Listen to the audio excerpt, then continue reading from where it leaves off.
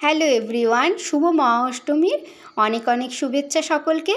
আজ আমি সম্পূর্ণ নিরামিষ দারুণ স্বাদের পনির বানিয়েছি, সেটাই আপনাদের সঙ্গে শেয়ার করছি, যা লুচি, রুটি, পরোটা, ভাত সব কিছুর সঙ্গে খেতে দারুণ লাগে। এর জন্য 200 গ্রাম পনির নিয়েছি। এটা দোকানের কেনা পনির, তবে প্যাকেট পনির হলে একটু শক্ত হয়, তাই প্যাকেট পনির নিয়ে নিই।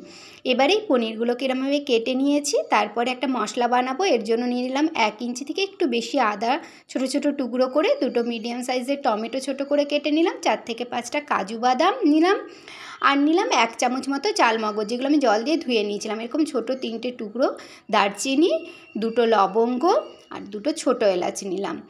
এবারে এতে দিয়ে দিলাম 10 থেকে 12টা কিশমিশ, একটা তেজপাতাকে এরকম 2টো টুকরো করে দিয়ে দিলাম, আর দিচ্ছি 2টো কাঁচা লঙ্কা, আর একটু ক্রিমি টেক্সচার আনার জন্য 2টো পনিরের টুকরো দিয়ে দিলাম, আর দিয়ে দিলাম সামান্য একটু জল, এতে পেস্টটা বানাতে সুবিধা হবে। এবারে মিক্সিতে ঘুরিয়ে একটা পেস্ট বানিয়ে নিলাম। তো এরকম পেস্টটা বানিয়ে নিয়েছি। এদিকে ওভেনে প্যান বসিয়ে প্যানটা গরম করে এতে দিয়ে দিচ্ছি 2 চামচ মতো রিফাইন্ড অয়েল, আর দিয়ে দিচ্ছি 1 চামচ বাটার।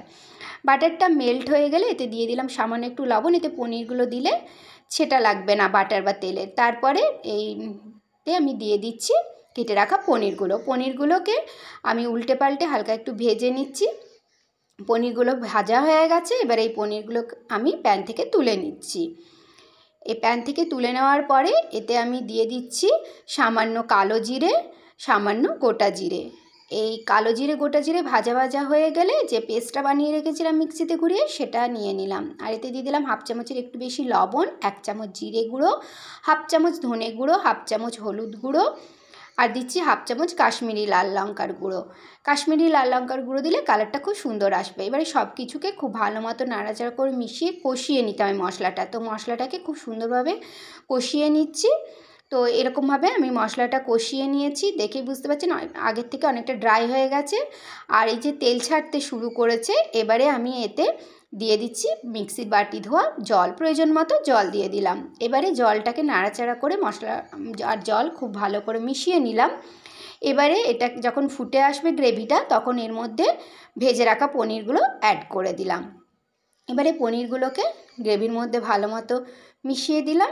মিশিয়ে দেওয়ার পরে এতে দিয়ে দিচ্ছি কিছুটা কসুরি মেথি, সামান্য গরম মশলার গুঁড়ো। এগুলোকে একটু নাড়াচাড়া করে পনিরের মধ্যে গ্রেভির মধ্যে মিশিয়ে দেওয়ার পরে আমি এতে দিয়ে দিলাম টেস্টের জন্য সামান্য একটু চিনি। এবারে চিনিটাকেও একটু নাড়াচাড়া করে মিশিয়ে দিয়ে মিডিয়াম ফ্লেমে আমি 5 থেকে 7 মিনিট এটা একটু ফুটিয়ে নিলাম। তাহলেই তৈরি হয়ে গেল দুর্দান্ত স্বাদের নিরামিষ পনির। এরমভাবে আপনারা বাড়িতে একবার হলেও বানিয়ে দেখবেন, খেতে দারুণ হয়। দেখতে যতটা সুন্দর হয়েছে, খেতেও কিন্তু অসাধারণ হয়েছিল। তো আপনারা এটা বানিয়ে নিন খুব সহজেই। আর নিরামিষ paneer, please to like, comment, share and subscribe to my channel. আজ এই পর্যন্তই। Thank you so much.